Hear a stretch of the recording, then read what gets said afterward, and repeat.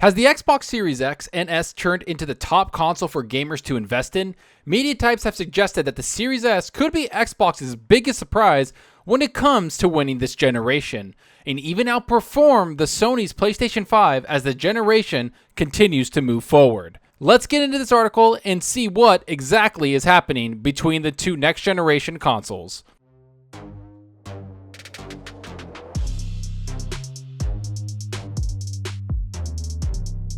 Hey everyone, thanks for stopping by and checking out the video. Remember to hit that subscribe button and that like button. The support is greatly appreciated. Alright, so let's get into this pretty in-depth article that talks about the Xbox Series S console being a legitimate contender when it comes to competing with the PlayStation 5. And I know, a lot of people will start to scream from the rooftops that this isn't possible. And from a hardware standpoint, especially from the GPU side, that's just not true. But from a CPU side, the Series S has the PS5 beat. And while we can dive into the hardware and talk all about the numbers and all that crazy stuff, that's not what this whole video and article is about. It is strictly talking about the Series S actually being a legit contender when it comes to value to casual gamers choosing which console to buy. And from the looks of it, the Series S might actually be the best console for most people to buy this generation. And this article actually mentions a lot of valid points that makes the Xbox platform much more appealing than its main competitor. So let's get into the article and see exactly what they have to say. Here's how it all starts off. Xbox Series S is now a real threat to the PlayStation 5. It may have cost $7.5 billion to make me realize it, but Microsoft's Xbox Series S suddenly makes sense, almost to the point where I'd consider it a genuine threat to Sony's PS5. The Xbox Series S was designed to be an affordable entry point into the Xbox ecosystem and next-gen gaming. And while some may argue that a commonly found resolution of 1080p in the majority of titles doesn't qualify as a true next-generation leap, it's hard to deny that Microsoft's all-white Xbox hasn't achieved its lofty goal. So let's stop right there and break this down a little bit, because there's a lot to unpack here. First off, the article starts off by saying that the Series S is now a real threat to the PS5. And the first thing they mention is the $7.5 billion Xbox invested into Bethesda. Now, that might be a little weird to hear, but let's think about this for a second. Most people that are hardcore gamers tend to buy everything. People like me have a Series X console, PS5 console, and of course a pretty decent PC that runs every game. So this article isn't talking about us, the hardcore gamers, but more the casual gamers that don't buy everything and tend to invest in one system.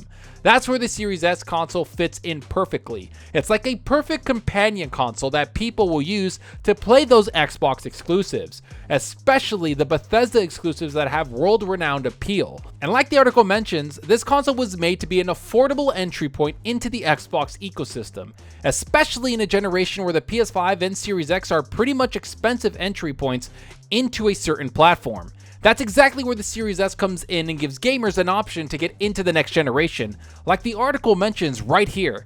The Xbox Series X can run the graphically intensive lighting and reflection technology known as ray tracing. It's able to output games at 120 FPS, and it offers blazing fast load times thanks to its 512GB internal SSD drive. I do wish significantly more of it was available to use. You can purchase and play all the latest blockbuster titles on it, such as Call of Duty Black Ops Cold War, Assassin's Creed Valhalla, and even true next-gen exclusives like the Medium.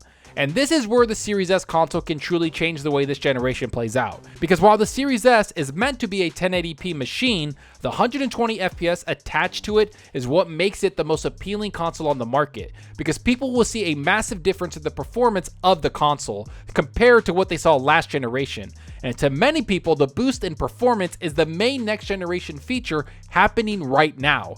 Throw in the SSD and the better CPU than the PS5 has, and you can easily see the appeal that the Series S, especially if you can play next generation games like they mention. And seeing how Xbox has invested like crazy in the next generation games, it's only a matter of time before people really see the value of the Series S console. If only for them to get full access of Xbox Game Pass, which is something the article mentions right here.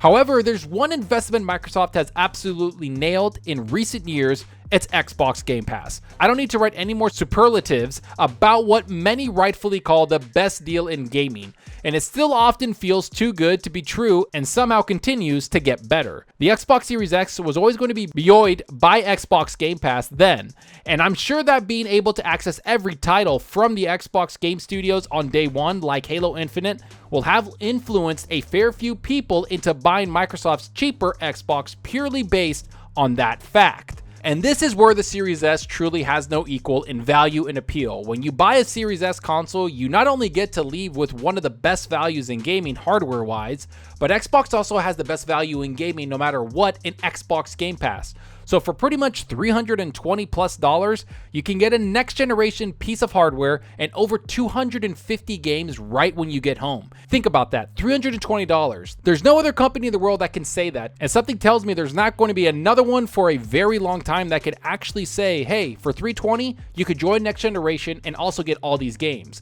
Because Game Pass is the secret weapon that truly makes it cheap and easy to join a generation of gaming. For an example, the competition, which is the PS5, has a $400 discless version that's basically turned into a unicorn because no one can find one. Throw in $70 for every single game, and that's how you join the next generation console from Sony's perspective. That's such a far cry from the Xbox's most valuable version, and it's kind of embarrassing to see that Sony doesn't have anything to compete with this. Oh, and we haven't even touched on the games being added from Bethesda and the other big companies Xbox has acquired, which is something the article mentions right here. But the Xbox Series S's watershed moment came when Bethesda games were added to the Microsoft service as part of the company's acquisition of Bethesda's parent company, ZeniMax Media. This was no small selection either, featuring a staggering 20 titles, some of which already run better than ever before thanks to FPS Boost, a new Xbox Series X and S feature that can sometimes quadruple the frame rate of older titles. There's also the enticing promise that future Bethesda titles like Starfield and The Elder Scrolls 6 will arrive on the service on day one, just like Microsoft's first-party output. As you see, all the pieces are kind of coming together. You can obviously see that Xbox has been planning this for years now. And I'm not talking about the last couple, I'm saying for the last several years, Xbox knew they had to start this generation with a massive announcement and huge games coming down the line. And that's exactly what they did with the Bethesda acquisition, along with the free performance boost to all of these games. Because not only is Xbox showing you get these games on an amazing service, but they also run better on Xbox consoles than they do on any other console on the market.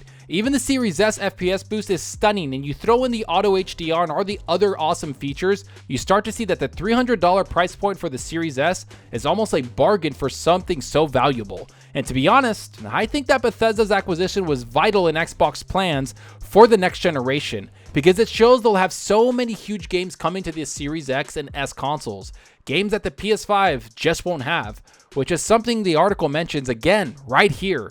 Whether you're a fan of exclusives or not, there's no doubt that they'll still be the best way to sell consoles and entice gamers to change their allegiances to a piece of plastic.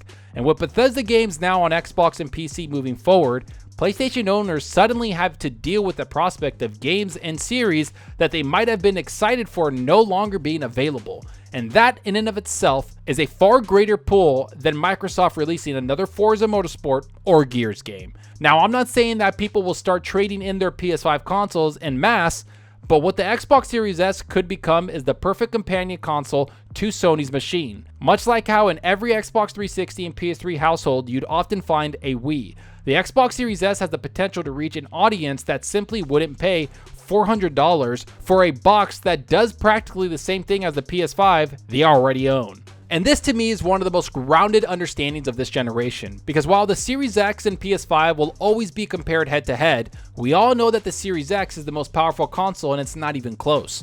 So people that want the best performance would choose the Series X for third-party games, but the casual gamers who just want a system to play their games or will have a choice to make. And if they see a $300 machine and Elder Scrolls 6 bundled with it on Game Pass along with all the other massive games on Game Pass, you better believe they'll choose that in a heartbeat, especially when the PS5 is going to stand there without Elder Scrolls or Fallout or Starfield. That's going to be a massive turning point for a lot of people when it comes to choosing a console. Like we've always said, before the main factors for gamers when they get a console is price, power, and games. And if you look at Xbox, they have every single one of those factors on their side. And that's exactly what Xbox wanted to lock down for the launch of this generation. And from the looks of it, that's exactly what they've done with the Series X and S consoles, along with all the new studios joining the Xbox Game Studio family. So to answer this article's question, yes, the Series S is a real threat to the PS5 console. And if anyone says otherwise, they're just not paying close enough attention to what exactly is happening in the gaming world. But enough of what I think about all of this. Tell me what you think about all of this.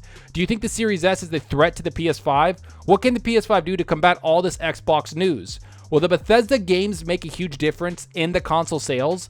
What console do you currently have? Has the Xbox games made you get a Series X or S console? Between Xbox and Sony, what company has been winning this generation so far? Go down below and let me know. And I hope you enjoyed the video, and if you did, please hit that subscribe button and that like button. The support helps out the channel more than you know. And give me a follow on Twitter at Zalker87. I'm always on there talking games and sharing my latest videos. Plus, I love interacting with everyone there, so get on Twitter and let's talk about gaming. Also, follow me on Xbox Live. My gamertag is Zalker87, just like my channel name. See what games I'm playing, and let's compete in achievements for the month. Right now, I'm going to be playing a lot of Outriders this week. I know it hasn't come out yet, but I jumped into the demo, had a really good time with it. So me and my buddies are going to be playing the game on Xbox and PC, and pretty much on every platform because there's crossplay. And I'm going to be playing it on my Series X because, hey, it's on Game Pass day and date, and I don't have to buy it. So that's pretty awesome. So I'm really looking forward to that game. I know a lot of people are going to be jumping to it. It's a Destiny-esque game, so I know that everybody that has played Destiny or World of Warcraft or any of those looter shooter games are going to love Outriders. So I'm really looking forward to that and probably going to sink hours into it this entire weekend. But let me know what you're playing. Are you playing something new right now? Are you waiting for Outriders? Or are you waiting for something else to come out a couple weeks away? Let me know down below because that's what we're here. We're here to talk games, and that's the best part about all of this. We all love gaming. And that's all for now. Thanks for watching, and until next time, remember, enjoy your gaming. Later.